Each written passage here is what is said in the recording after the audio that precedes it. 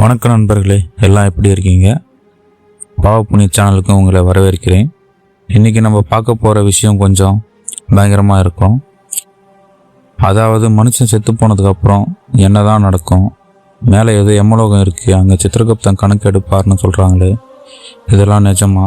கருட புராணத்தில் இதை பற்றி என்ன சொல்கிறாங்க, இன்றைக்கி டீப்பாக பார்க்கலாம். வீடியோவை முழுசாக பாருங்கள், லாஸ்ட்டில் ட்விஸ்ட் இருக்குது. நம்ம உடம்புல இருந்து உயிர் பிரிகிற அந்த செகண்ட் இருக்கு பாருங்கள், அது ரொம்ப வித்தியாசமானது. நம்ம வாழற காலத்தில் நல்ல காரியங்கள் பண்ணியிருந்தால் உயிர் நல்லபடியாக போயிடும். ஆனால் மற்றவங்களை ஏமாற்றி பாவம் பண்ணி வாழ்ந்தால் யமதூதர்கள் வந்து தரன்னு இழுத்துட்டு போவாங்களாம். அவங்கள பார்க்குறதுக்கே பயங்கரமாக இருப்பாங்கன்னு சொல்லுவாங்க. அந்த டைமில் நம்ம வாழ்ந்த வாழ்க்கையில் நம்ம பண்ண பாவம் புண்ணியம் கண் முன்னாடி ஒரு படம் மாதிரி ஓடும். திஸ் வீடியோ ஸ்பான்சர்ட் பை பைமோட். பைமோட் ஆப் பார்த்தீங்கன்னா லாட் ஆஃப் ஐட்டம்ஸ்லாம் இருக்குது. கேசரி item, face care item, baby care, gift product, நிறைய ஐட்டம்ஸ்லாம் இருக்கும். மற்ற ஆப்பை கம்பேரிசன் பண்ண சொல்ல இந்த ஆப்பில் நிறைய டிஸ்கவுண்ட்லாம் கிடைக்கும். நீங்கள் ஆர்டர் பண்ணி 7 டேஸ்க்குள்ளே டெலிவரி ஆகிடும். இந்த ஆப் பார்த்தீங்கன்னா ப்ளே ஸ்டோர்லேயும் இருக்குது, ஆப் ஸ்டோர்லேயும் இருக்குது. டிஸ்கிரிப்ஷனில் லிங்க் இருக்குது. செத்தவங்களுக்கு ஏன் 13வது நாள் காரியம் பண்ணுறாங்கன்னு யாருக்காச்சும் தெரியுமா? உயிர் போன உடனே அந்த ஆன்மா நேராக யமலோகம் போகாது. 24 மணி நேரம் அங்கே போயிட்டு அப்புறம் மறுபடியும் வீட்டுக்கே வந்துடும். நம் சொந்தக்காரங்க அழுகுறது, பேசுகிறது எல்லாத்தையும் அந்த ஆன்மா பார்த்துக்கிட்டே இருக்கும். நம்ம வைக்கிற பிண்டம் தான் அந்த ஆன்மாவுக்கு தெம்பு கொடுக்கும்.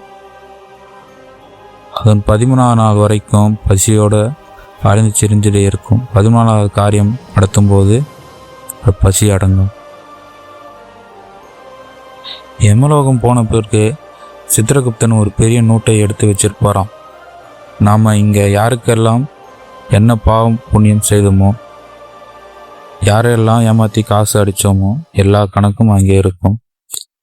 பொய் சொன்னால் நாக்கை இழுத்து அறுப்பாங்களாம். மற்றவங்க சொத்தை ஆட்டிய போட்டால் கொதிக்கிற எண்ணெயில் போட்டு வறுப்பாங்களாம். அங்கே இருக்கிற 28 நகரத்துலேயும் ஒவ்வொரு தப்புக்கு ஒவ்வொரு ட்ரீட்மெண்ட் வச்சுருப்பாங்களாம்.